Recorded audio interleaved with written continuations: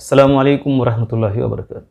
असातिज़ा इकराम, पुलबंद कार्रवाई 2024-25 का एक नमूना पेश खिदमत है।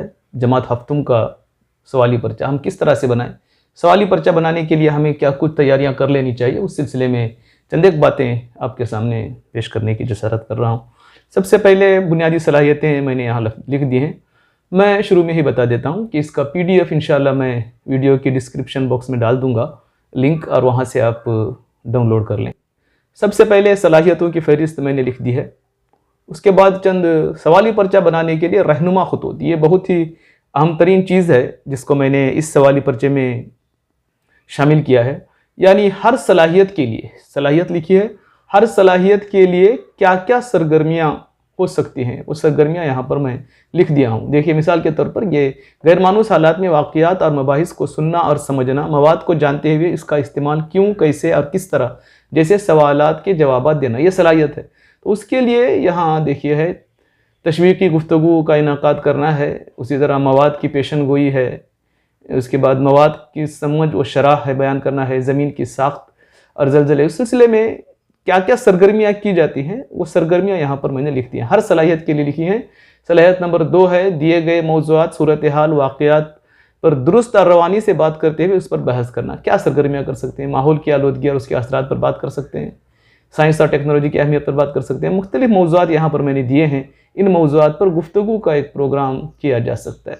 उसी तरह रेडियो, TV, इंटरनेट पर देखी या सुनी हुई खबरें अपने अल्फाज में बयान करना। क्या क्या खबरें सुनकर खुलासा करना, उसके बाद सरगर्मी की वजाहत करना, मुख्तलिफ सरगर्मियाँ हैं यहाँ पर।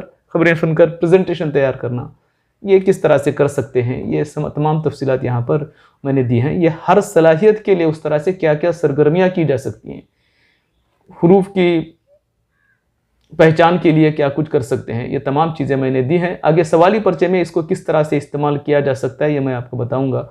तो ये तमाम हर सलाहियत के लिए क्या क्या सरगर्मियाँ की जा सकती हैं, अब इसका एक बार बगौर मुताला कीजिए PDF के ज़रिए से, तो आपको समझ में मज़ीद तफसीलात आ जाएंगी कि इसकी क्या अहमियत है सवाली पर्चा बनाने के लिए।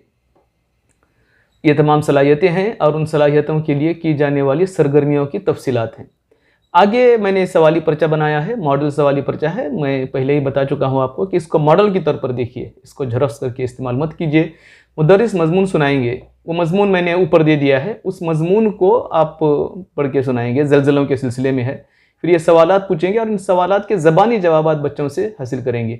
ये सवालियात मंदरजा झील मौज़ूआत पर गुफ्तगू करेंगे। क्या गुफ्तगू कर सकते हैं, जवाबी पर्चे में मैंने इसको दे दिया है, आप वहाँ से देख के उन बच्चों की रहनुमाई कर सकते हैं। हर सवाल के लिए, हर सलाहियत के लिए 3-3 सवालात मैंने पूछे हैं।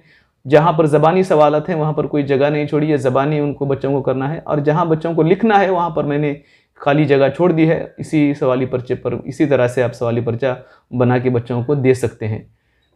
इसके बाद सवाली पर्चे के अख्ताम के बाद मॉडल जवाबी पर्चा भी है। इसमें तमाम चीज़ें आ गई हैं, उसमें मजमून क्या होना चाहिए वो मजमून पूरा तफसील से यहाँ है।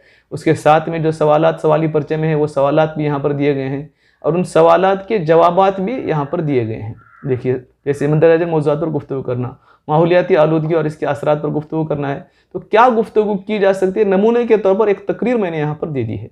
आप इन तकारीर को देखिए, बच्चों को ऐसी तकारीर कई जगह इस्तेमाल की जा सकती हैं। मुख्तलिफ मौज़ूआत हैं, हर मौजू पर तकरीर यहाँ पर लिखी गई है। हर सवाल के लिए जितनी भी सरगर्मियाँ हैं, मिसाल के तौर पर यहाँ पर खबरें हैं, खबरें मुहैया करना है, खबर मैंने यहाँ पर दी है जवाबी पर्चे में।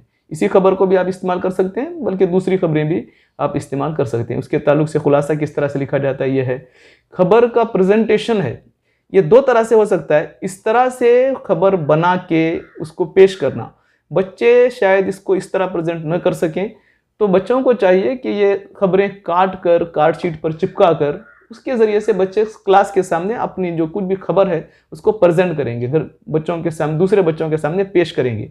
तो ये मॉडल के तौर पर मैंने यहाँ पर दिया है। फिर उस खबर पर बहस करेंगे। आप लोकल कोई खबर लीजिए और उसके ऊपर बहस कराइए, हो सकता है। अल्फाज मुहैया करेंगे, दिए गए अल्फाज पढ़ना, हुरूफ की क्या आवाज़ें आती हैं, किरदार, ये इसमें हुरूफ की फहरिस्त मैंने ऊपर दे दी है। तो ये अल्फाज के कार्ड्स बना लें और उसके आवाज़ों के भी कार्ड्स बना लें। और वो कार्ड्स आपस में जोड़ने के लिए बच्चों को कहें। तफसील मैंने ऊपर सरगर्मी के साथ दे दी है। दिए गए हरूफ की मदद से कहानी बनाना, यहाँ दिए गए हैं अल्फाज क्या क्या हैं, किरदार के तौर पर इतने अल्फाज हैं, मकामात हैं, अशिया हैं, वाक़यात हैं, जज्बात हैं, अलग अलग करके मैंने यहाँ पर लिखी हैं। फिर उनको इस्तेमाल करके कहानी बनाना है बच्चों को। मैंने एक छोटी कहानी भी यहाँ पर लिख दी है। मिसाल के तौर पर इस कहानी को पढ़ के भी आप बच्चों को सुना सकते हैं।